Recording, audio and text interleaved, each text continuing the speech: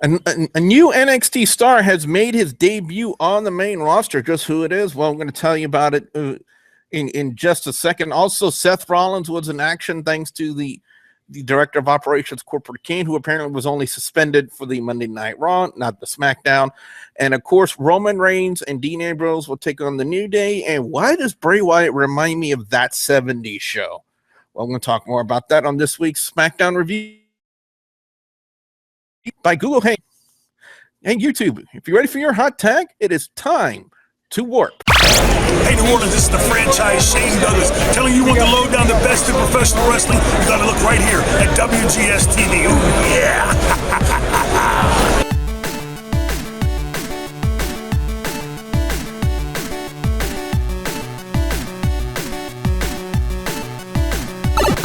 Greetings, YouTube.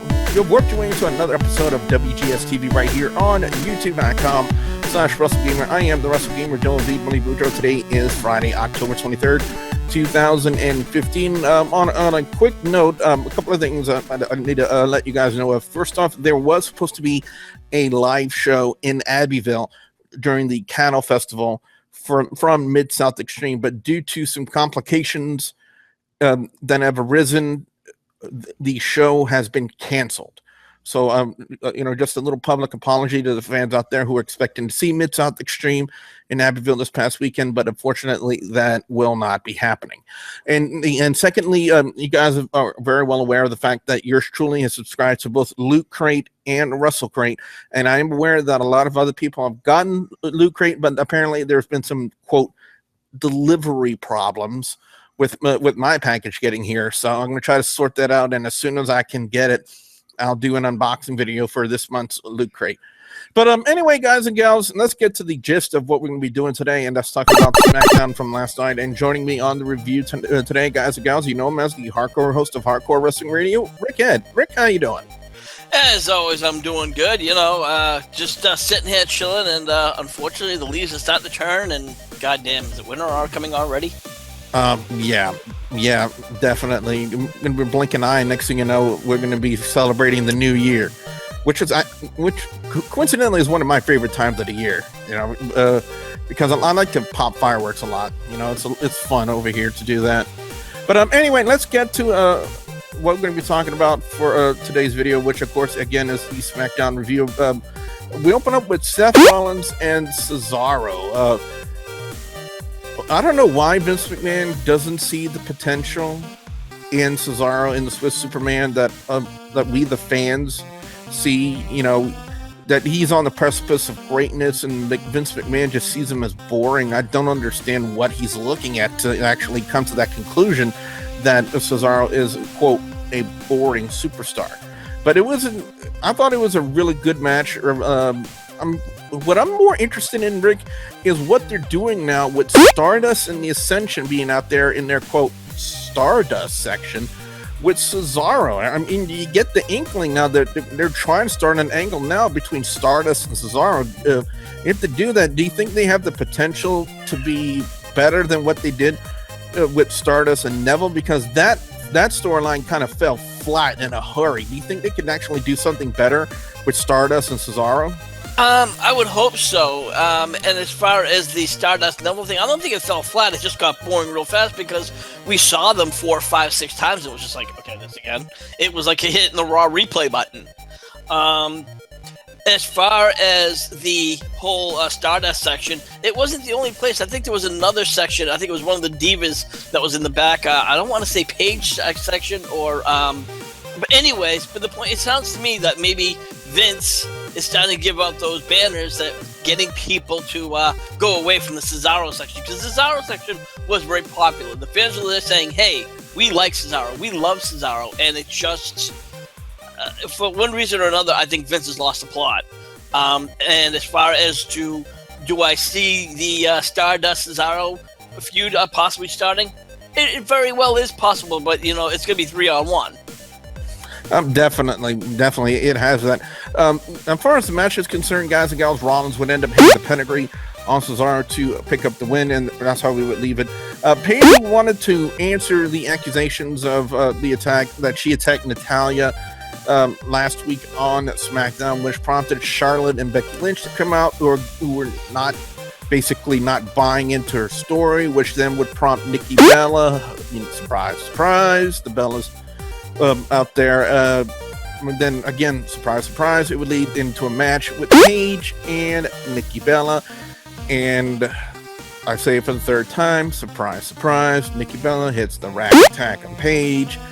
And unfortunately, the less talented diva in the match goes over on the more talented diva in the match. Would that assessment be the correct one there, Rick?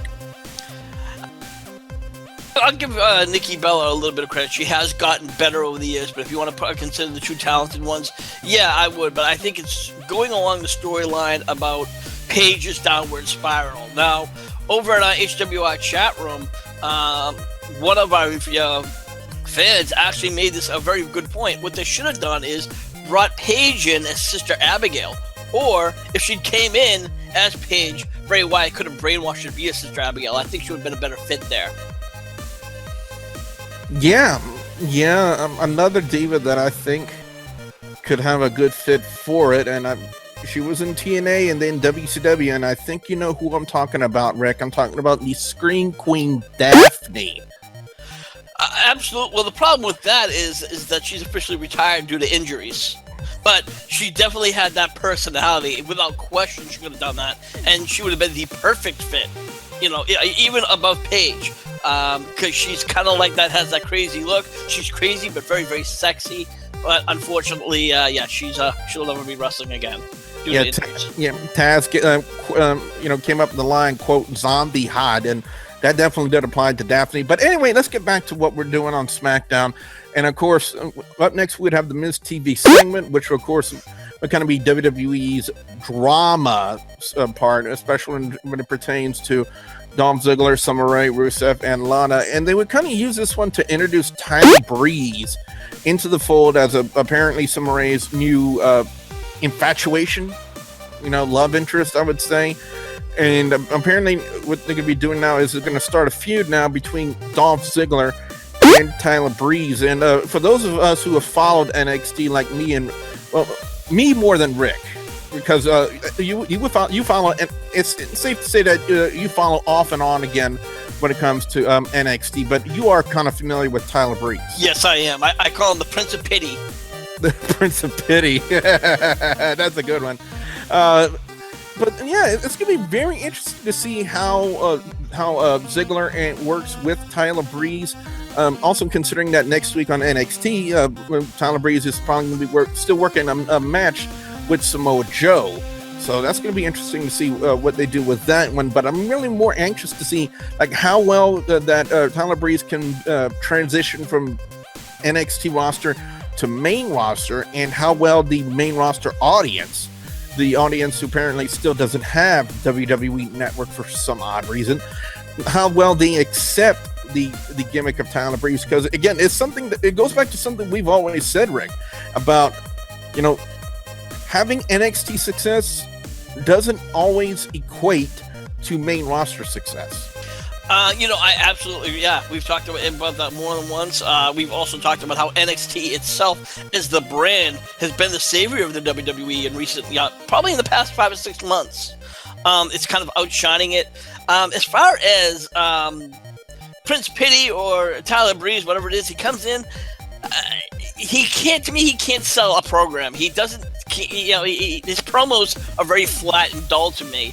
The gimmick reminds me of a watered-down HBK. I would have gone even further back and say, because he's supposed to be a model. What about the model, Rick Martel? I could say you call him Rick Martel 2.0. I could definitely see that. That definitely he has that trait of that flamboyance that Rick Martel tried to have. But for me, it's just the way he's dressing. I think even Miss Jack Shit said it looks like he got that off the female's generic rack. And I think that's the way they're trying to pass him off as, with all that flamboyance and stuff like that, the eccentric. I'm trying to say the word, I can't really say it eccentric? Right now. Yes, thank you. They try to pass him off as that, It's like when you see Tyler Breeze, you keep wondering, oh God, who shot the couch? You know what I mean? But anyway, couch. Yeah, that 70s couch. We'll talk more about that reference a little bit later. We would have the Lucha Dragons taking on King, Barrett, and Sheamus, and going back to what we just said, sometimes NXT success does not always equate to main roster success, and they're really not doing very well with the Lucha Dragons either, in my personal opinion. They could do so much better with the tag team division in WWE, but they're really just not doing very well. King, Barrett, and Sheamus went go on to pick up the win thanks to Sheamus's Brogue kick to Kalisto. Bo Dallas and Ryback, the only thing we can say about this one is that he just ate Bo Dallas, and that's the only thing. That's basically what it was. Cut and dry. Really can't say anything more about that. And then the main event, it was. Before you do that, can I interrupt something? I mean, what do you think about Bo Dallas and him claiming that he's going to accept John Cena's U.S. Open challenge? Claiming is one thing, doing is another. Yeah, I have to agree. And, you only got to wonder if he's actually going to make that appearance on Hell in a Cell and if he's going to get stopped by somebody else. That's what I'm going with. Yeah, because of the fact that it's been widely known now that after Hell in a Cell, John Cena's going to be taking a lot of time off to rest, and in my personal opinion, he needs it.